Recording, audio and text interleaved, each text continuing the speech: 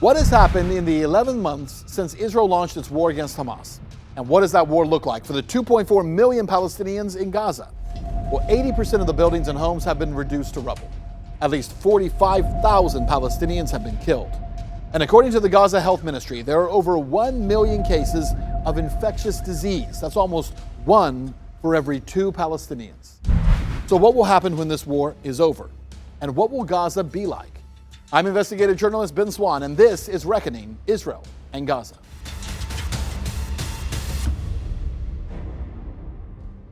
To understand who will be living in Gaza when this war is over, it's important to hear how the state of Israel, one of the 2 warring parties in this conflict, answers this question. In an Israeli Hebrew language newspaper, an IDF general, Giora Elin, wrote this, quote, "Creating a severe humanitarian crisis in Gaza is a necessary means to achieve our goal. Gaza will become a place where no human being can exist," end quote. Another idea put forth by Israel's top brass is, quote, "voluntary migration or transfer to Africa." According to the Times of Israel, Israel is in talks with the Congo, a country 3,000 miles from Gaza, for potential absorption of the Palestinians in Gaza. So, if Palestinians will no longer be in Gaza, that's what it's looking like. Who will be there? Well, it seems like Israelis. From 2005, when Israel first pulled out of Gaza, up until October 7th, when the war between Hamas and Israel began, Israel had no presence in the Gaza Strip, aside from an occasional military attack or bombardment. There has been no military or occupation infrastructure inside Gaza. However, the war has created conditions for Israel to reoccupy the Strip, which has been a long-standing and clearly articulated aim of Israel's ruling party. And it's not one village we're talking about, or just a few towns. According to Haaretz, who interviewed IDF soldiers and analyzed satellite images, the Israeli military has taken complete control of 26% of the Gaza Strip, building entire military compounds and even paving their own highways. While some of the military is busy fighting Hamas militants, there are entire brigades of hundreds of soldiers, hundreds of explosive experts, and hundreds of construction workers, demolishing the old Gaza and building the infrastructure needed for the new, occupied, and settled Gaza.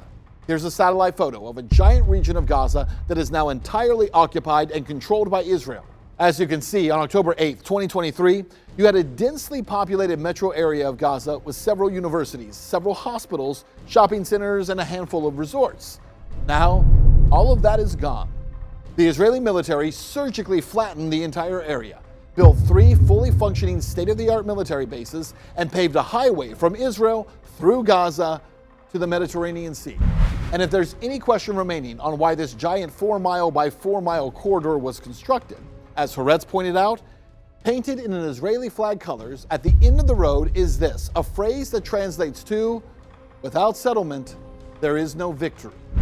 Meaning to Israeli soldiers, winning the war goes beyond beating Hamas, something Americans have heard repeated over and over. But winning means turning Gaza into a militarized, Israeli-controlled Jewish enclave. It's not just soldiers. Back in May, according to Israeli media, Netanyahu's right-hand man, Minister of National Security, Itamar Ben-Gvir, stated bluntly that after the war, he would be very happy to live in Gaza. We don't hear these stories in the U.S.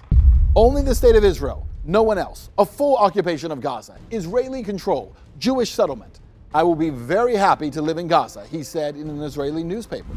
Yishai Fleischer, a political leader and rabbi in Israel, took to X to post a photo of IDF soldiers on a beach in Gaza with the caption, quote, "Israel is back in Gaza, and we are here to stay in our ancestral land and on our ancient beaches." In addition to the state of Israel already taking complete permanent control over large areas of the Gaza Strip, and officials making public statements about living in Gaza after the war ends, Israeli citizens are wasting no time making their desire to live on the beach in Gaza known to the government, even breaking the law to do so. Israelis have been regularly breaching military crossings which connect the Israeli town of Sadat to northern Gaza, bringing plywood, vinyl, sheet metal, and power drills to construct what they call symbolic outposts with the permission of the Israeli military. These small buildings that Israelis are building on the Gaza side of the border are meant to signal to the government how ready they are to live in Gaza. Here in the U.S., we're told that we should prioritize sending billions of U.S. taxpayer dollars to Israel over dealing with our own issues here at home, because Israel needs to be able to defend itself. Well, it seems like what initially appeared as a defensive war is appearing more like an offensive war with the expansionist goal of the permanent military occupation of the Gaza Strip in order to ensure Israelis can safely live by the beach. And Americans are paying the bill. If you haven't already, you can follow us on X, truth_in_media, or you can follow this entire series by signing up to see each episode as it comes out at truthinmedia.com.